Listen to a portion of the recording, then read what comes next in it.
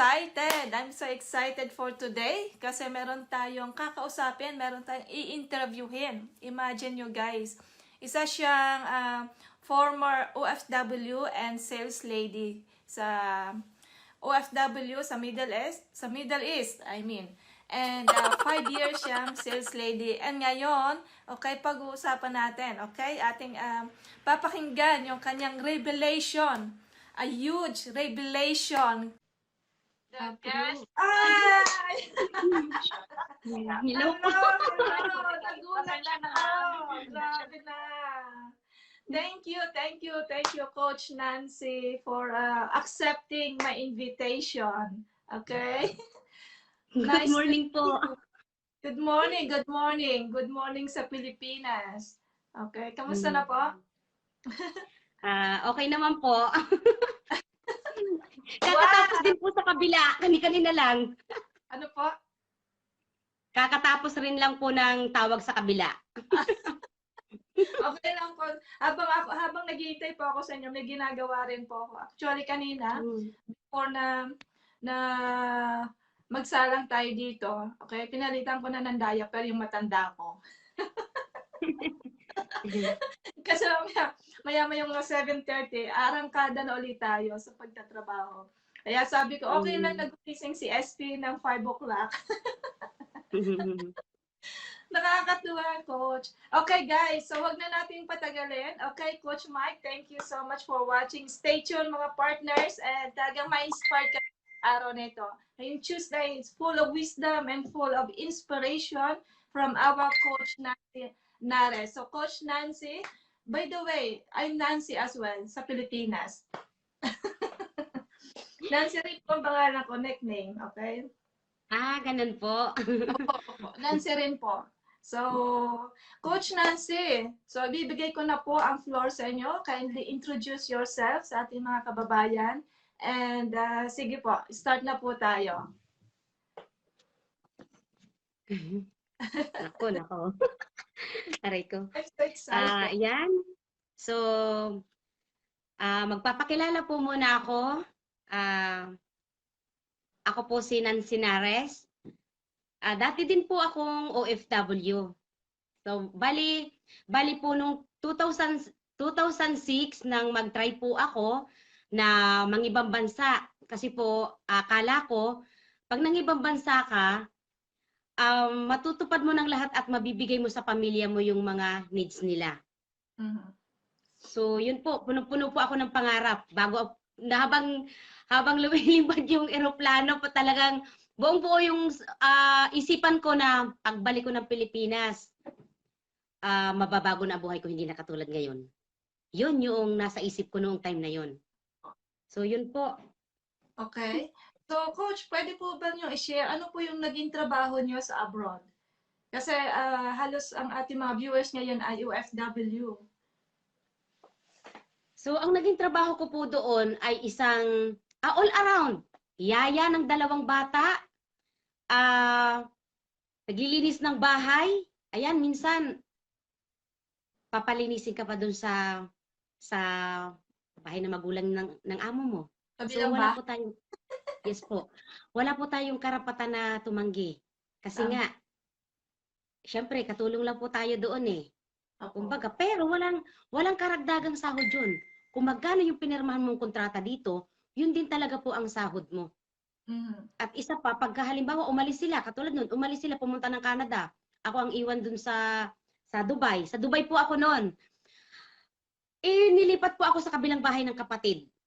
So, yung kapatid ko rin naman po, nandoon din sa bahay ng kapatid ng amo ko. So, magkapatid po ang bahay ng amo namin. So, hindi rin po ako, bali 2 weeks po sila na nasa bakasyon, iniwan po nila ako doon. Grabe guys talaga. 2 na kami sa isang bahay, pero maghapon ka pa rin nakatayo. Oo nga. Walang tigil ng trabaho. Sabi ko, grabe naman, 2 na kami dito, parang lagi pa rin kami nakatayo. Nandyan lahat ang trabaho. Walang katapusang trabaho. Ang pahinga nun, gagawa ka ng paraan. Pupunta ka sa CR para makaupo ka. Grabe. Ganun po ang buhay ng isang OFW. Kaya nga po ako, kapag mayroon po akong nai-encode at nalalaman ko na OFW sila, talagang habang ini-encode ko sila, kinikilabutan ako eh. Habang ini-encode ko sila, nararamdaman ko yung sarili ko nung nandun ako. Kaya po pag may OFW, talagang alam na alam ko po ang buhay ng isang OFW. Kaya parang pinupus ko nga po sila na pukusan nyo to. Para po makauwi na kayo. Ako po, hindi ko natapos ang kontrata ko. 1 taon lang ako. Dahil sobrang sungit, hindi lang sa all around na trabaho na yon. Oo, sa trabaho okay eh. Yung ugali ng amo mo. Baka sabi ko, baka pag hindi ako nakapagpigil, baka anong magawa ko dito. Gusto ko na po nung tumakas. Ang iniisip ko lamang po nun, yung kapatid ko na maiiwan ko dun. Kasi kaya ko eh. Sabi ko, kung sarili ko lang iisipin ko, kaya kong tumakas. Kasi nga, wala naman akong iisipin dito sa Pilipinas, makulong man ako dyan. Okay, ako lang. Kaso kung madadamay ko yung kapatid ko, ay may mga anak yun na nandito sa Pilipinas. So kaya din nag-decide ako na umuwi talaga. Kasi ipapakulong daw ako. Sa totoo lang, makasaysayan din yung 1 taon ko na yun na inilagi dyan sa Dubai. Yan yun, ipapakulong ako. Kasi raw hindi ko natapos yung kontrata ko. Sabi ko, ba't ako ipapakulong? Wala naman akong ginawang masama. Lahat ng mga gamit ko, hinalukayan nila. Wow. Lahat ng, yung katawan ko rin, inano yan nila, lahat-lahat. Ganon-ganon. Sa totoo lang. Tapos, diyan ka lang, wag kang uupo, yun, doon lang ako, nakatayo ako doon. Pinakita ko lang sa kanila na malakas ang loob ko. Nung time na yon, sa totoo lang. Basta tingin na lang kami ng kapatid ko na, kasi yung kapatid ko po, syempre maiiwan siya kasi hindi pa tapos ang kontrata niya eh. Basta sabi ko lang sa kanya, hindi, kasi nakapag-ano na po ako lang talaga, tayo mga Pilipino, di po ba? Madiskarte talaga tayo. Nung time na yon,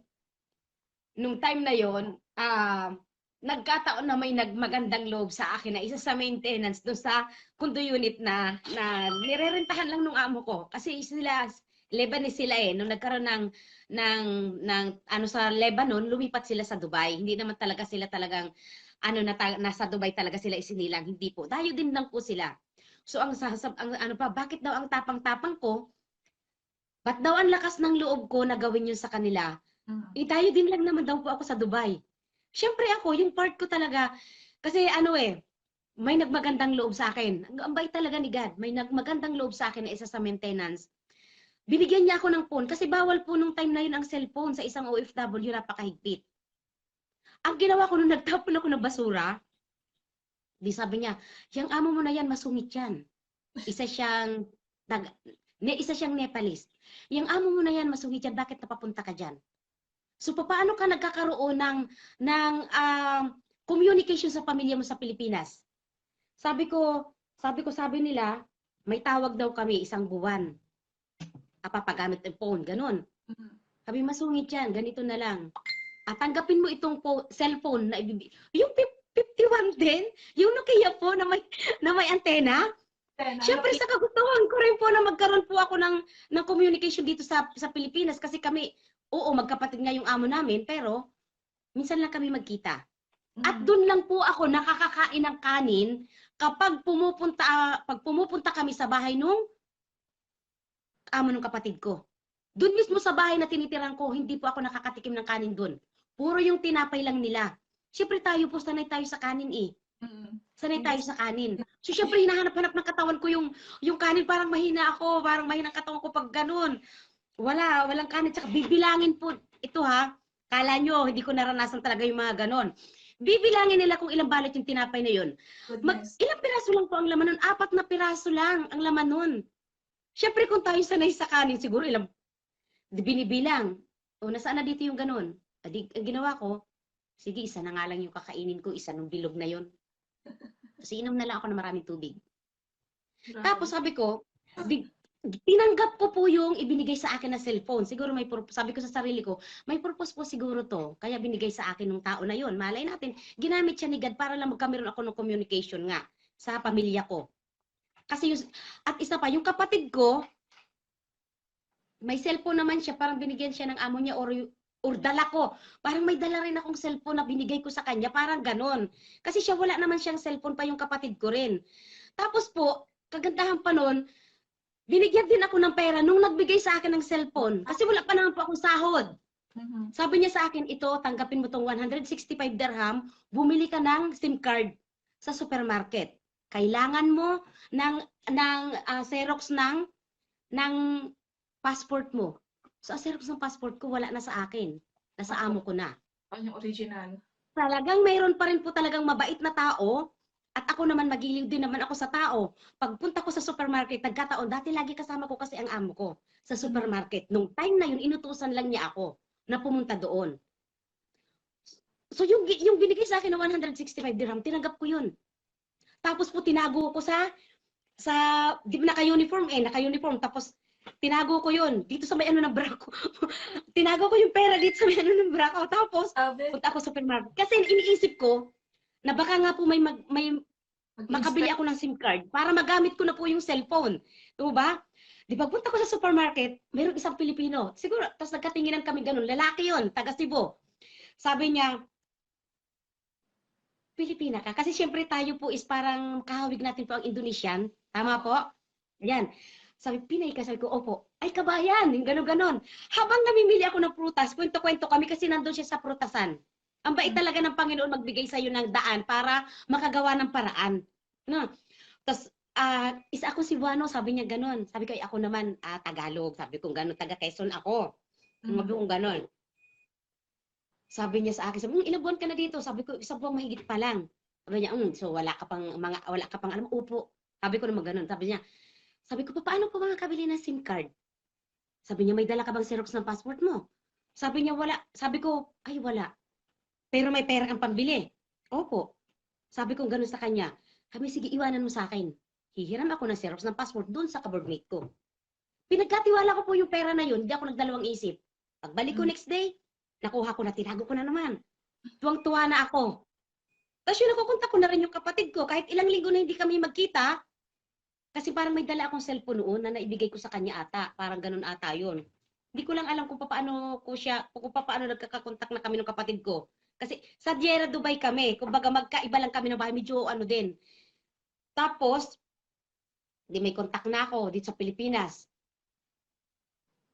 Nung nag-grocery na naman ako na mag-isa, pangalawang grocery ko na ako na mag-isa, meron namang taga Abu Dhabi na nakilala naman din ako. Yun po ang taga-load sa akin, promise. At binibigyan ko rin ng load yung kapatid ko. So para talaga pong may way. Yun ang nagamit ko para makontak ko ang, anong tawag dito? Ano diyan sa atin kumbaga, Embassy. Taga-immigration, parang ganyan, or ano ng Pilipinas doon. Embassy. Opo, doon. Tapos, tinanong ko siya, magkano ang ginastos ng isang employer sa atin na OFW dito? Yun ang tanong ko.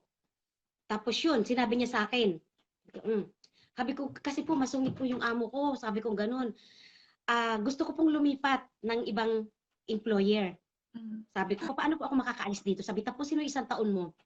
Or gumawa ka ng sulat. Ang ilagay mo dun sa sulat, yun, nasabi mo, bibigyan ko kayo ang lakas ng loob ko, ginawa ko po talaga yung sinunod ko yun. Ang ginawa ko nun, gumawa ako ng sulat, nabibigyan ko sila ng isang buwan na palugit para makakuha ulit ng ibang katulong. Para kapalit ko kasi sa looban na yan ng isang buwan, haalis na ako. Yeah. Pagkabigay ko nun, sabi niya sa akin, bakit mo gagawin to sa akin? Ay ko, ma'am, parang po kasing hindi na maganda yung samahan nating dalawa. Baka po mauwi pa po sa hindi maganda. Sabi kong ganun. Tapos sabi niya sa akin, babayaran mo yung ticket mo pauwi. Ikaw magbabayad nun, igastos mo yun. Ay ko, sige po, gagamitin ko yung aking sahod. Sabi ko, kasi pinapatabi ko yung sahod ko dun sa kapatid ko. Tapos sabi niya, babayaran daw namin yung ginastos nila. Sabi ng kapatid ko sa akin, ayaw mo na ba talaga dito? Sabi ko po, ayaw ko na talaga dito. Baka makatakas lang ako. Baka magawa ko lang yung hindi maganda pag hindi ko na natagalan dito. Sabi ko ganun. Tapos yun, lahat, nung araw na yun din, pagkatapos ng isang buwan, kasi sabi sa akin din, ang advice din sa akin, pagkatapos ng isang buwan na yan, magkulong ka na sa kwarto mo. Kasi di ba binigyan mo na sila ng palugit. So, ganun, gawin mo, magkulong ka na sa kwarto mo, huwag ka na magtatrabaho. Ay, ganun. Ginawa ko na rin po yung sinunod ko yun. Di pinapunta na yung amo ng kapatid ko sa doon. Tapos yun ang mas maganon. Tapos yun, lahat ng mga gamit ko, hinalukay nila yan. Baka raw may pinakialman ako. Sige, hatid kita sa sa airport. Hinalukay lahat yan. Nakakalat. Pero ang cellphone ko nandun. Ang taguan ko ng cellphone ko, sa kisame. Sa kisame yan. May black ang kisame, di po ba? Ginanon ko yun, sinubukan ko lang. Tapos natanggal siya. Yun, pag hindi ko gagamitin, doon ko siya ilalagay. At saka ang charger. Para hindi po ako mahuli. Kasi baka makulong na nga ako eh. Doon ko po yun nilalagay. Parang nag-ano sila sa sarili nila na bakit alam ko kung magkano ang ginastos ng isang employer sa katulad natin. Apo. Saan, kanino nyo nalaman yan? Kaya hinalukay nila lahat kwarto. Ang ginawa, tapos basurahan, lahat-lahat. Grabe. Ang ginawa ni kapatid ko, ang utak ni kapatid ko nung nandun na kami. Alam mo, tulungan talaga kami. Kaya yung OFW, kailangan talaga maging mautak tayo. Kailangan malakas ang pakiramdam natin. Para lang sa sarili natin, para po maging safe din po tayo. Hindi po yung kisyo sinasahuran nila tayo, magdidepende na talaga tayo lahat sa kanila. Kailangan maging matalino tayo. Ang ginawa ng kapatid ko, yung cellphone na yon na sa akin nga, nilagay niya dito sa ano ng bra niya. Tapos naka-uniform naman, di po ba? Hindi halata. Lagi lang namang nakaganon kami. Apo. Tapos sabi ko sa kapatid ko, kung tutuusin, pwede talaga akong tumakas. Iniisip ko lang talaga siya. Maghapon ako nung nakatayo. Nandun ako sa isang gilid na yan. Hindi kami pwede mag-usap ng kapatid ko. Nandun lang ako. Sa may pinto. Sa totoo lang yan talaga yung naranasan ko nung nandyan ako. Total naman sabi ko, paalis na rin lang ako. Sige, titiisin ko na kasi pa madamay pa yung kapatid ko. Tapos walang pagkain yung maghapon na yan. Umalis ako sa Dubai, yung oras na alas 5, inihatid ako sa airport. Hindi ako nagbihis. Kung ano yung suot ko, yun ang suot ko papunta sa airport. Ang mga gamit ko, labit-labit ko yan, hindi ko yung pinagkatiwala sa kanila. Kasi baka mamaya lagyan nila ng kung ano eh. Tama. Basta yung passport ko lang, yun ang nasa kanila. Tapos po, sa airport na lang po ako nagbihis. Sa CR ng airport na lang ako nagbihis. Kahit sinabi sa akin ng amo ko, na iwan mo dito sa akin ang bag mo, hindi ko yun iniwan. Dalabit-labit ko yan doon, papunta sa CR. Doon na ako nagbihis, doon ko na inayos yung sarili ko, na para man lang pagbaba ko ng airport na yan, hindi naman ako magmukhang ano, sa totoo lang.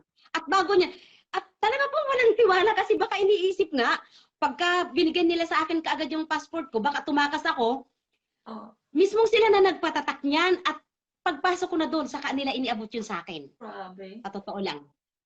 Kaya hindi madali. Sa totoo, hindi madali. Magkano lang ang sahod ko noon? 9,000 sa pera natin. 700 dirham. Tapos magiging gano'n na yung yung trato nila sa atin, di ba? Nakakaano po talaga. So, yun po yung naging buhay ko diyan sa abroad at yun ang sahod ko lang. Umuwi ako na, wala akong pera. Grabe. Yun. Wow, grabe. Ang lakas ng loob nyo, coach. Talagang pag nasa abroad ka Kaya, hindi biro po talaga. lalakas ang loob mo para ka lang makasurvive. Okay. So coach, nung nasa Pilipinas na kayo, so ano naman ang inyong pinagkaabalahan para kayo ay mabuhay? Siyempre sabi niyo wala kayong savings.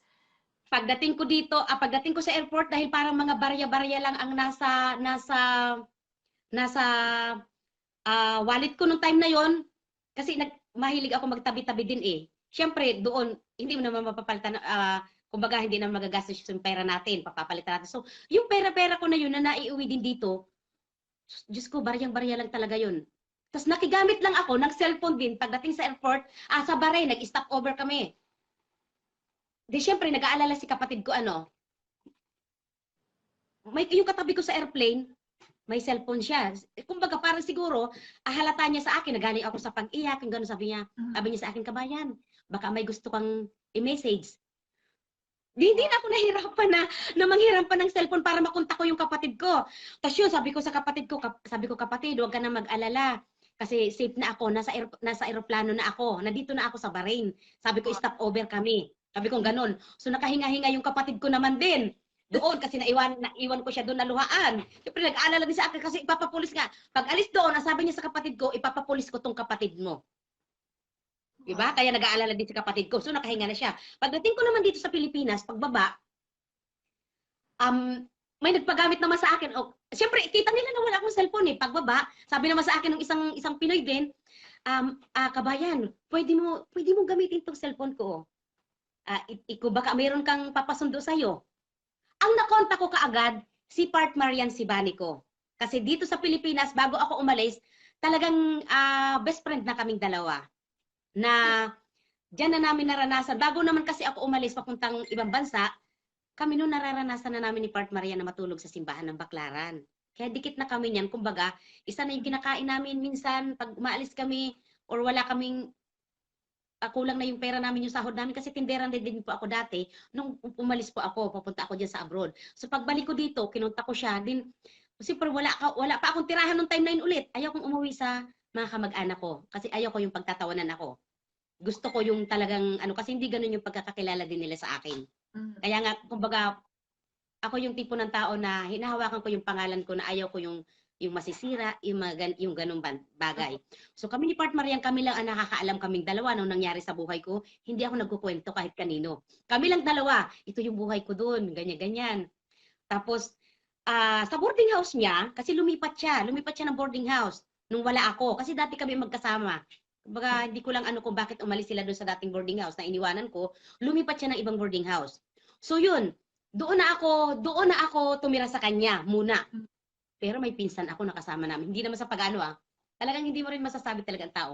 May kamag-anak ako nakasama namin sa boarding house. Pero ang trato niya sa akin, din niya kamag-anak.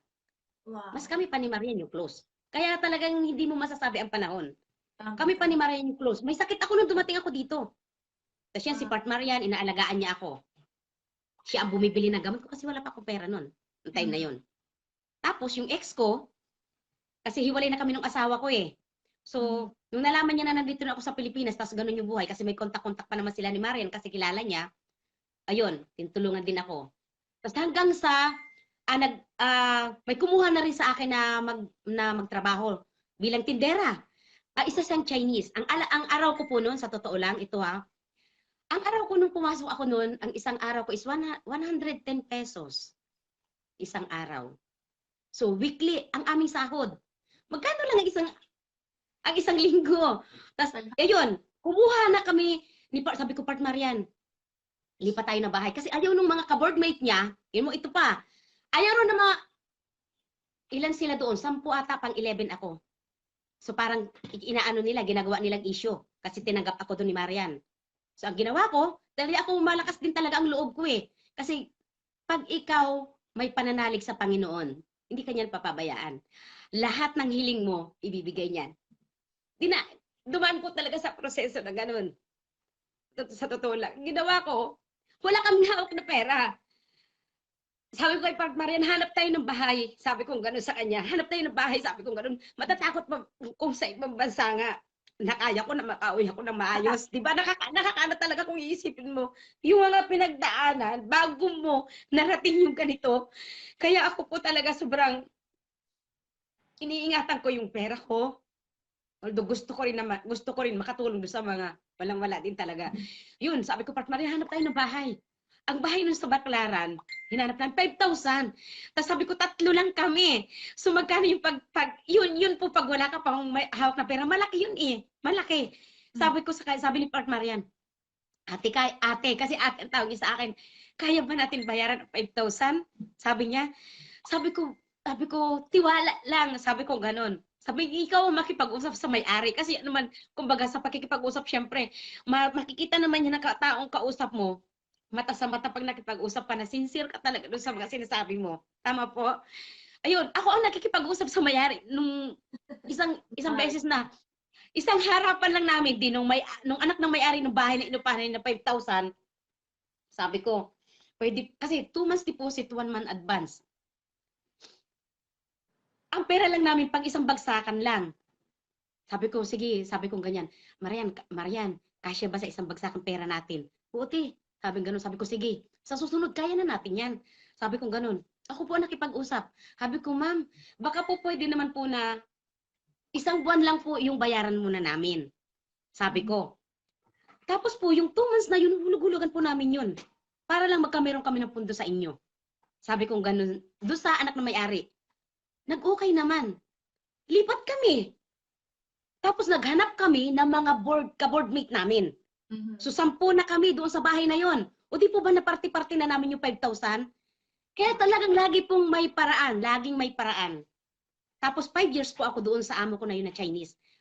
Umalis ako doon, 250 na yung sahod ko. Pero kagandahan, mabait yung amo kong Chinese.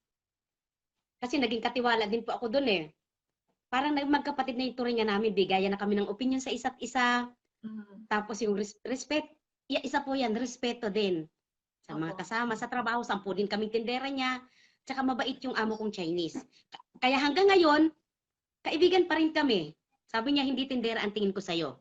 Kahit nung umalis ako sa kanya, kasi sabi niya, Nancy, nagkakaedad ka na, wala ka pang ipon. Kasi bawat sahod ko nag-aano ako sa mga kapatid ko eh. Pag hingi nila, uuwi ako doon. Ang dala ko pabalik dito sa Maynila, pamasahe ko lang. Hindi ko na iniisip yung pagkain ko kinabukasan. Kasi may mauutangan naman ako ng pagkain na weekly, may bayad pag may sahod. So, ganun po ang buhay. Sa totoo lang, tiwala lang talaga sa sarili. Tayo pa rin talaga ang magdadala, mag-handle ng buhay natin. Wow. So, yun po yung buhay ko na pagiging tindera. Yun. Wow! Pinaiyak mo ako, coach. Grabe, no? Grabe. Talagang sinusubaybayan ko, coach, ang buhay mo sa YouTube, tapos sa group natin. As in, hindi ko ito narinig.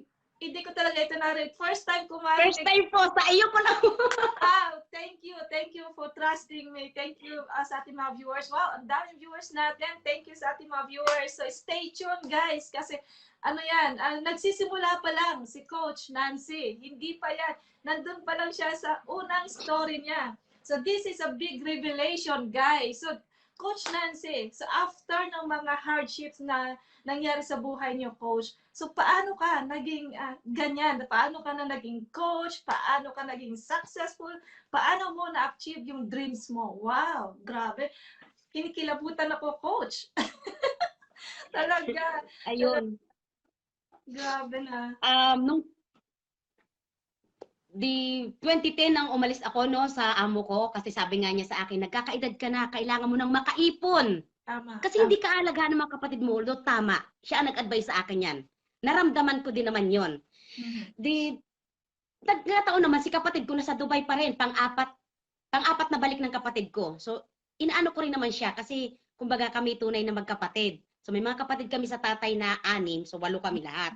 Kumbaga talaga, wala akong napapansin na malalakas ang loob para sa mga ganito, sumubok sa ganito. Kaya syempre, naisip ko naman nun, sabi ko sa sarili ko, hindi po pwede na ganito lang ang buhay namin magkakapatid hanggang sa mamatay kami. Hindi pwede talaga, mayroon pa talaga may pagkakataon. Sabi ko, tapos naisip ko pa nun, ito pa, mag-asawa na lang kaya ako ng foreigner para madala ako sa ibang bansa para yung mga kapatid ko matulungan ko rin na madala ko doon. Yan po, sumagi yan sa isip ko. Sumali ako sa mga dating site, yung mga ganyan na yan. Tama.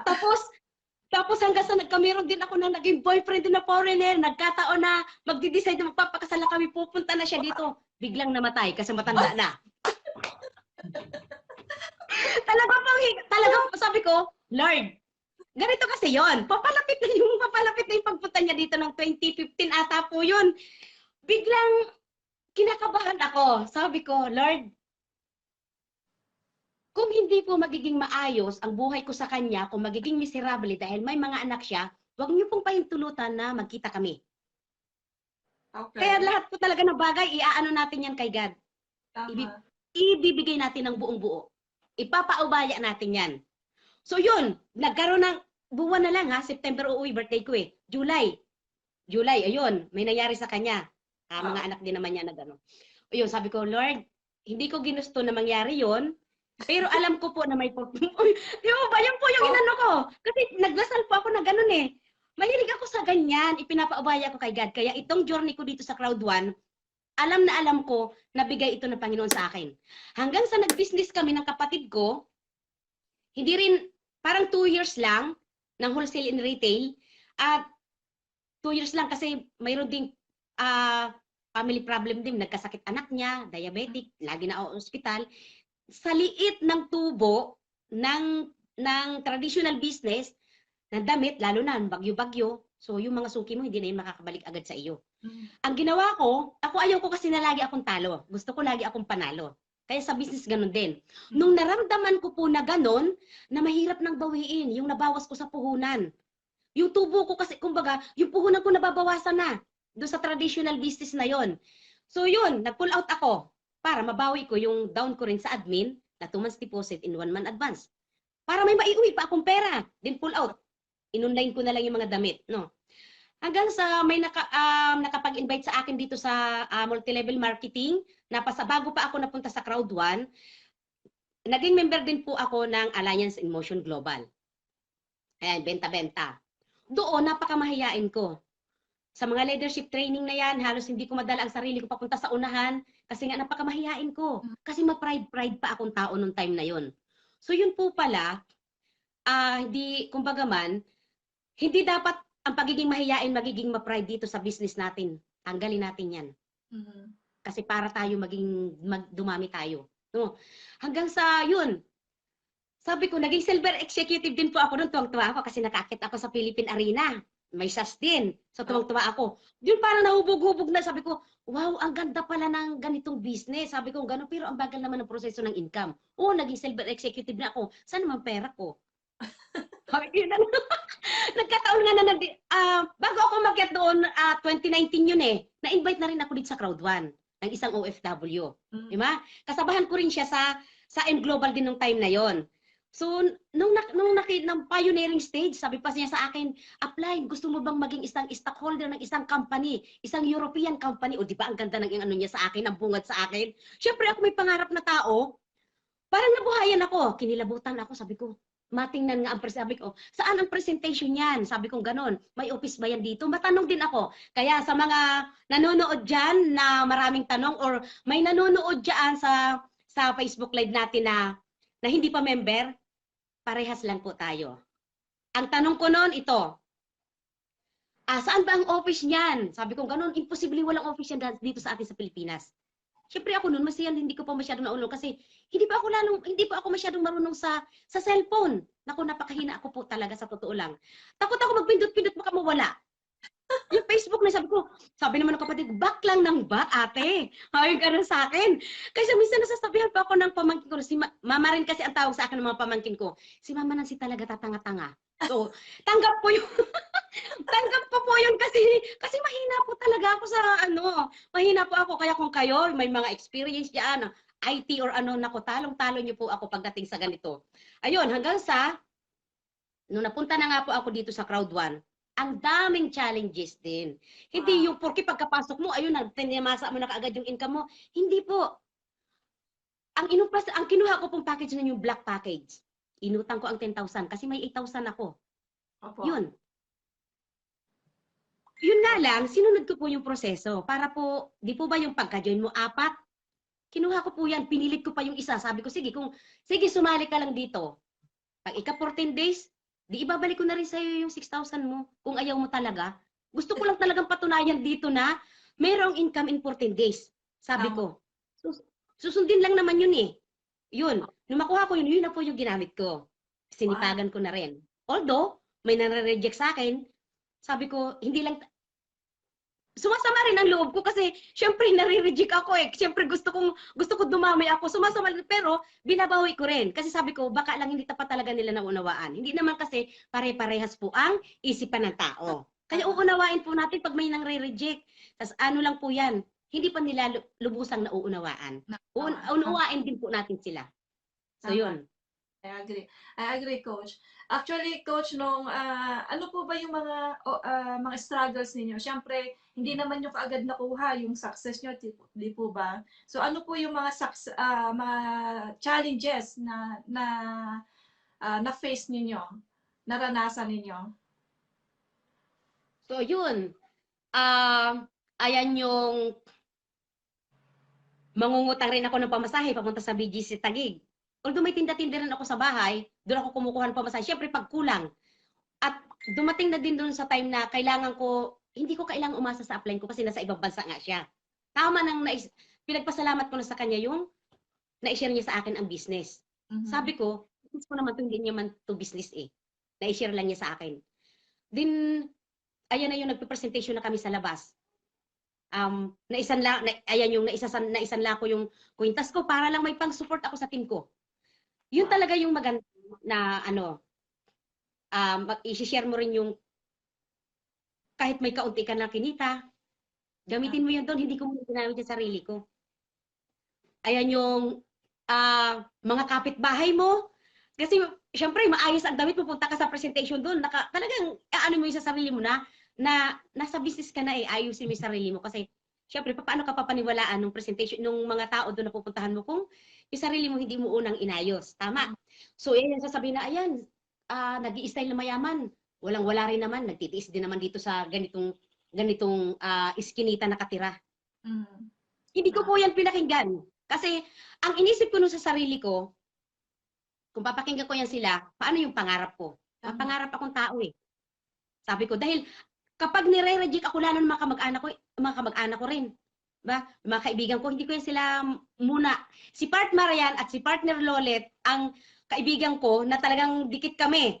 Kaya tiwala siyempre sila sa akin, kaya sila yung unang nahatak ko dito sa Crowd 1. Yun. Pero hindi sila kumilos, ako lang. Pinatunayan ko yung spill over na yan, pinatunayan ko sa kanila na may income dito kasi nasubukan ko yung 14 days challenge eh. So ako talaga yung nag-build. Hindi man nila na-hit yung unang challenge, ako pa rin. Sabi ko, ipapakita ko talaga sa inyo na talagang merong income dito. Ang mga challenges na yan, ayan yung paghihinaan ka rin ng loob kasi nga sa mga kasamahan mo rin. Pero wag mo silang tingnan. Kung ano yung attitude nila. Yung mga nauna sa'yo, wag mong tingnan yung mga attitude nila. Ang tingnan mo at sundin mo yung nasa puso mo, yung ikaw na mahal mo yung pangalan mo, papatunayan mo sa kanila na umpisan mo na tama ka. So yun. Tsaka yung pag may nare-reject sa akin, sasabihin ko lang, sisiw lang yan. Dati nga naranasan ko matulog sa simbahan ng Baclaran. Na wala akong pambayad sa boarding house. Natutulog kami doon. Isa na rin yan sa hamon ng buhay eh. Tama po? So, sabi ko yung nang-reject na yan, hindi naman niya alam yung pinagdaanan ko eh. Ako may pangarap ako. Okay lang yan, ni-reject mo ako. Ngayon, babalikan na lang kita or sumubaybay ka na lang sa journey ng buhay ko. Yun na lang po yung inaano ko. Binabawi ko, hindi ko po ini-stress yung sarili ko. Pero ayan po yung dumating na yung dumating na sa sobrang hataw ko, na nararanasan ko na wala akong kain, para lang mai-encode ko yung mga tao para, lalo na OFW, hindi ko yan pinapaumagahan ang kanilang account. Ako pa ang nag-i-encode nun.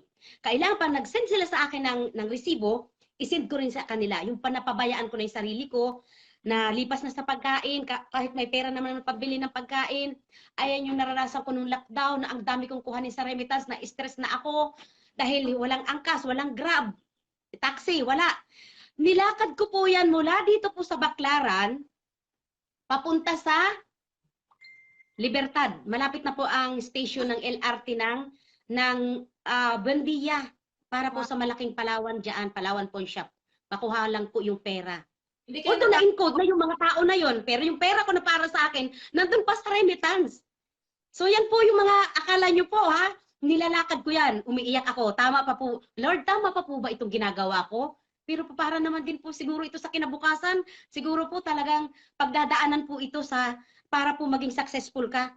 Sa totoo lang, umiiyak ako. Ayan, lockdown, alas 2 ng hapon, hindi na ako pwedeng pumasok sa barangay, papunta sa barangay na tinitirahan ko. Kasi nga, alas 5 pa ng hapon, ang pasok ng mga tao. Ayan, si Part Mike Sultan, chat ko po yan. Part Mike, andito na naman ako, yan, inaabutan ako ng lockdown, hindi pa ako nakakapasok. Nandito ako sa may ng mga pulis, barangay tanod, nandun ako. Maghihintay ako ng hanggang alas 5, ang init-init doon. Pero ang ginagawa ko, para hindi masayang oras ko, nag-i-encode ako doon. Wow. Wow. Diba ba? Productive. Yun po. Productive. Talagang okay lang coach na kahit hindi ka makapasok sa barangay, pumapasok naman ang income. Tama po, kaching po ng kaching. Oh, tama. Grabe yung mga sacrifices nyo at talagang may result, ang laki-laki ng result. Talagang napawaw talaga ako coach sa'yo. So coach, pwede mo bang i-share sa amin kung magkano na ba ang kinikita niya per day? Secret! Sa ngayon po, ang kinikita ko na per day, hindi na po bumababa sa 1,000 euro. Wow, my God, grabe. Per day po. Grabe. 1,000 euro. Na mag 800 euro, bibihira po yun mangyari. Grabe. My God. So, 1,000, let us say 58 pesos yung conversion. So, every day, sumusweldo ka ng 58,000 pesos. Samantalang kaming OFW, yung 58,000 pesos sa isang buwan na. Diyos ko Di Lord, po ba? ito ang sacrifices, malayo pa sa family. Di po ba? Kaya nga po. Opo, grabe, grabe. So coach, ano na po ba ang ating position? Para at least, Sa ngayon po, ako ay Director 1-star ng Crowd 1. Yan. And grabe. dahil sa ganda ng system natin, ito wala sa rank ang income. Mhm. Napakaganda ng system natin, sa totoo lang. Kasi may mga nauna sa akin na nag-Director 2, pero po Yeah. mas malaki ang income ko sa kanila. Mhm. Dahil po yun sa matching bonus. Wow. Grabe. Yes po. Ang dami palang paraan na Yes, marami pong paraan. kumbaga isang Maraming paraan po. lang, pero ang daming bagsak na mga ways of earnings kung talagang aaralin at i-apply talaga yung mga strategies natin. Grabe. Nakakalula guys. Isipin mo every day, okay? Let us say, ang minimum na lang ni Coach Nancy is 800 euro. Every day. Grabe. So, kayo na ang humusga. Kaya naman guys, Coach, pwede mo bang share sa amin, ano na ba ang na-invest mo? Ano na ba ang naipundar mo? Wow, imagine. Ayun. Ang naipundar ko na po dito, kauna-unahan ay yung sasakyan Wow. at Pandemic, Coach. pandemic. Yun po yung iniiyakan ko na paglalakad ko sa pagkuha ng remittance. Grabe. Kaya po na ano po ako na bumili talaga. Hindi naman pa ako masyadong marunong magmaneho. Talaga duduwag-duwag pa po ako.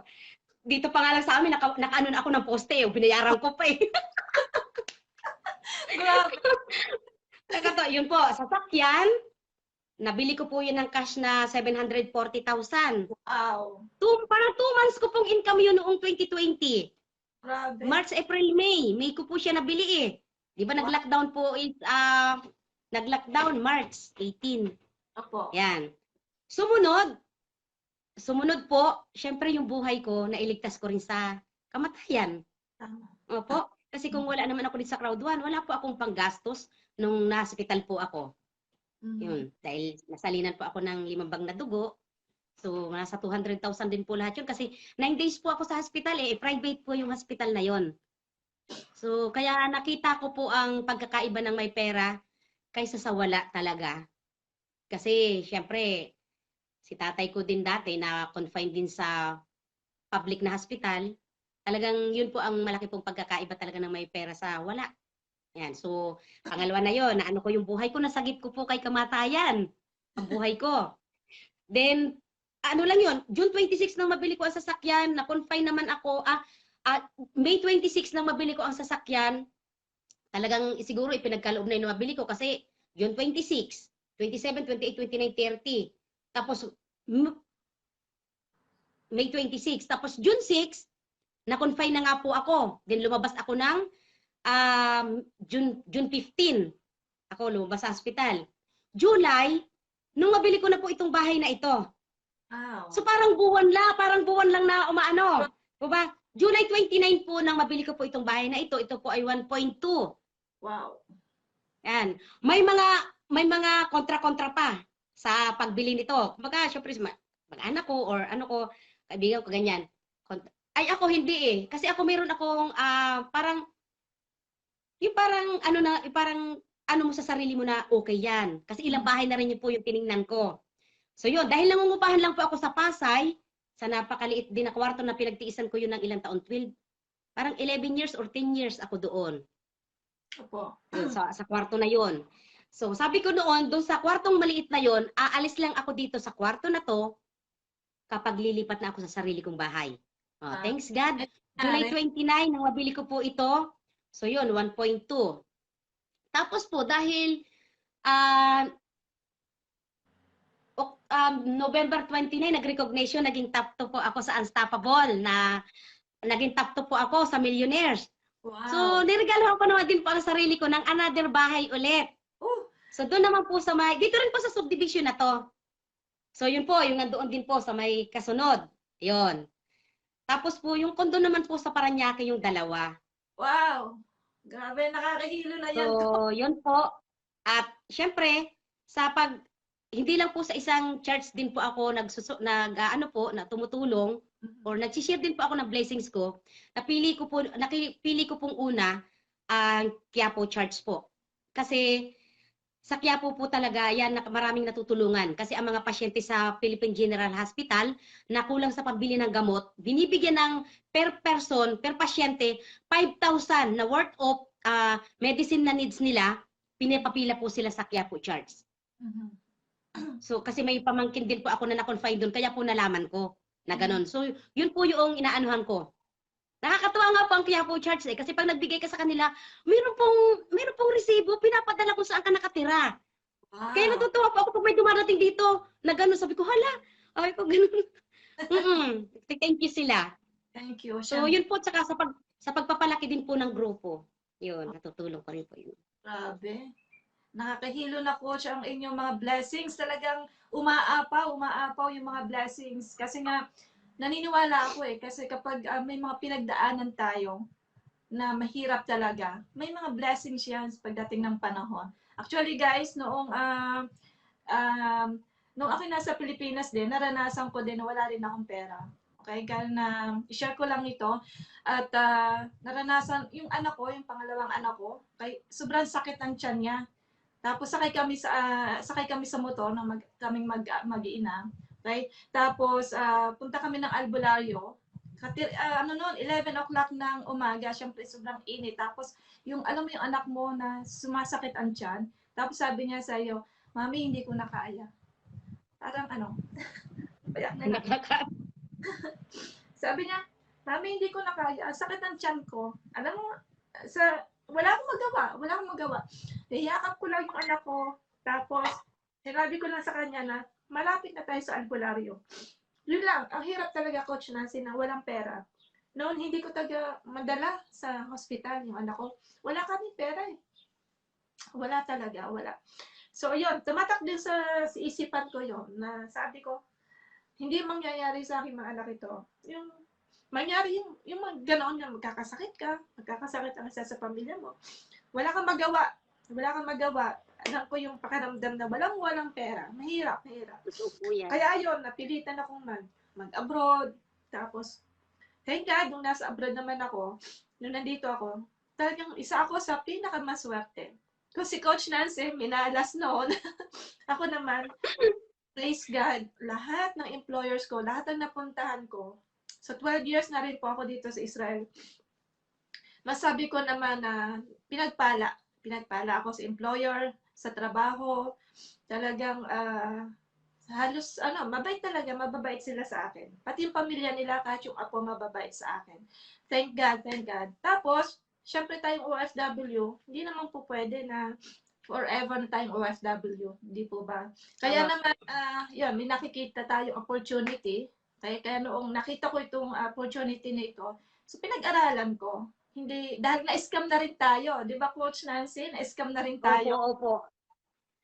Grabe. So, mahirap na pag na-scam ka, nawala na yung pera mo, nawala pa yung tiwala mo sa ibang tao, tapos yung tiwala mo sa sarili. So, mahirap i-recover. So, kung tayo yung mga na-scam, may mga experience na hindi talaga maganda, so I think, ano lang yon, isang paraan lang yun ni Lord para magising sa katotohanan na it's not the end of the world. It's not the end of the world. Kahit kung ano yung sitwasyon mo ngayon, okay, kung OFW na gusto mo na rin mapaghandaan yung future mo, so gumawa ka na ng paraan. Di po ba, Coach? Gumawa na ng paraan. Yes, tama. Kasi sayang yung oras. So, maraming mga excuses dyan na walang pera. Sabi nga ni Coach Nasi, gawa lang din ng paraan. Di po ba? Walang internet, gawa lang din ng paraan. Kasi, nalala ko yung sabi ni Coach Resty na, if you want success, stop making excuses. Yun talaga. Tama. So, ayun. So, noong nalaman ko din ang ganitong opportunity, talagang pinag-aralan ko. And thank God, kahit papano, tayo naman ay malaki ang tulong nito sa atin. Especially kay Coach Nancy na talagang ang dami na niyang mga achievements. Grabe, umaapo yung mga blessings niya. Coach, so thank you so much sa ating one-on-one live interview and first time kitang makausap na ganito. Although nagchat-chat na tayo sa isa't isa. Salamat sa support. Salamat. And salamat po sa time na talagang binigyan niyo ako ng time para i-share yung inyong experience and talagang I think this is the first time na na-reveal ninyo yung sa inyong Yes sa, po. oh, thank you so much for trusting me and thank you sa ating mga viewers. So Coach, pwede po bang manghingan kita ng isang special message para sa ating mga kababayan na marami mga pagsubok sa buhay and at the same time gusto rin na subukan yung ating opportunity. So ano po ba yung pwede nyo i-message sa kanila? Okay, yan. Sa mga ito, kahit na wala sa abroad o nandito or nasa ibang bansa. So, yan. Ang mai-advise ko po talaga sa inyo, ang masasabi ko po, wag po kayong tumigil, sumubok. Kasi kaya tayo nagtatrabaho para mabigyan natin ng magandang buhay ang ating pamilya. Tama. So kung tayo po is magde-depend lang po sa isang pinagkakakitaan natin, ang gastusin natin, lumalaki yan. Lalo na kapag sa katulad po ninyo na may mga anak. Tama. Kung yan, maliliit pa ngayon, habang lumalaki yan, lumalaki din po ang gastos. Kailangan kasi pong pag-aralin ang mga bata. Tama po? So, wag po kayong matakot na mag-try, lalo na po sa ngayon na digital naman po talaga na halos ang ating itong business na to. Sa mga nanonood, no, may advice ko, wag po kayong matakot na sumubok, lalo na po kung nakikita nyo na ang result noong mga nauna. Ito pong business na ito ay wala po to sa una-una. Kasi po bakit nauna ako dun sa pang-anim na diri ko kay Ma'am Dolores Lindner. Pero bakit po siya, nandoon na siya at ang laki na ng income niya. Kaya kung iisipin nyo na, ayoko dyan sumali, kahit may pera ako, ito hawak ko na itong pera na to. Kaya ko naman talagang bumili ng white package na yan eh. Kahit wala pa silang promo. Pero ang kikita lang dyan, yung mga nauna. Wag po ganun, wag nyo pong isipin. Tama. At ang isa pa, kagandahan po, dito po is may support system po tayo. So, kung ano man ang sa account, pwede po tayo mag-message sa support. Ang mga upline po, nandito rin po para po sa inyo, lalo na po sa mga bago. Huwag po kayong mahihiya na lumapit po kung hindi po man po kayo maasikaso ng direct upline ninyo, huwag po kayong magtatampo sa kanila kasi po marami din po yaang mga bagong leader. Pwede po kayong, kung gusto nyo po, mag-direct po kayo sa akin. Kung mayroon pa po kayong hindi naiintindihan, marami po kami nila Coach Mike, lalo po yung si Coach Mike, yan, maano po yan, matyagang tao. Nagbibigay yan ng opinion kung ano ang dapat gawin. Kahit ako po kahit ako, mas nauna ako kay Coach Mike pero pagdating sa ganitong business, alam ko po na siya po ang mas maraming kaalaman. Kasi yan po, maano siya mag-aral talaga. Nagtatanong pa rin po ako dyan. Sa totoo lang. Kagandahan po dito sa ganito pong business natin, at tulungan po tayo, bigayan po tayo ng opinion natin kung ano po yung maganda. Hindi po kisyo po na siya po yung upline, siya po yung mentor, siya po ang masusunod, magpatakbo lang. Hindi po. Bigayan po tayo ng opinion kung ano po yung maganda. Kaya wag po kayong matakot na sa team namin, yan, ganyan. Tulungan system po tayo dito. Hindi po tayo yung kanya-kanya. Doon po sa kabilang company, malamang kanya-kanya kasi naranasan ko. Sa ibang company, pero po dito sa Crowd1, dito po sa business natin, talaga pong napakaganda po ng sistema. At dito po tayo natututo. Kung masama ang ugali mo doon sa kabilang company, wag mo yung dalhin dito. Kasi hindi naman po yun maganda, hindi magdudulot ng maganda sa team. Tama po? Kasi habang ako po sa experience ko lang po kasi sa pagiging madasalin, nandun na. Pero lalo pong nadadagdagan ang pagiging kapit mo kay God pag nandito ka na sa business na to. Bakit? Kasi po syempre, kasi marami nagsasabi rin sa akin na mag-ingat ka kasi ganyan, ganito, baka tabangan ka sa daan, yung mga ganyan, kasi may pera ka na. Hindi po. Lalo po nagiging madasali na hindi lang po yung sarili mo ang ipagdadasal mo dito, yung buong team. Yung po ang kagandahan. Ikaw na mismo sa sarili mo yung parang hinihila ka na rin na ganito, ganyan yung gagawin mo. Kasi kumbaga ako, kasi parang pangalawang buhay ko na rin ito. Kumbaga lahat iniano ko na kay God. Sabi ko, gusto ko po na buong team ko. Hindi lang po ako o kami ng mga nauna yung mag-i-income. Gusto ko po na yung lahat po nung lalo na po yung mga nangangailangan talaga. Kaya po ako, sa presentation, sa totoo lang po, pag napupunta po ako sa presentation po sa ibang lugar, pag nakikita ko talaga kasi kita mo po, nasa unahan ka, di po ba? Nakikita mo yung mga tao na talagang yung kilala, ano mo po yung walang-wala talaga na gusto rin, mabago ang buhay. Lalo na po pag tinatanong ko po yan one-on-one din eh. Ganun. Pag meron po silang naano sa akin, ako po talaga naiiyak. Nahuhugot, nahalukay po yung kung ano yung pinagdaanan ko. Lalo na po pagdating na po sa magulang. Yan po ang kahinaan ko rin kasi may pagsubok din po sa akin ng tungkol sa magulang ko na talagang yun yung talagang yun po yung motivation ko talaga sa sarili ko.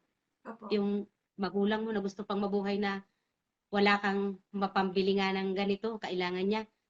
Tapos hanggang sa nawala na lang siya, na nandoon ka. Opo. Napakasakit po sa isang mahal mo sa buhay.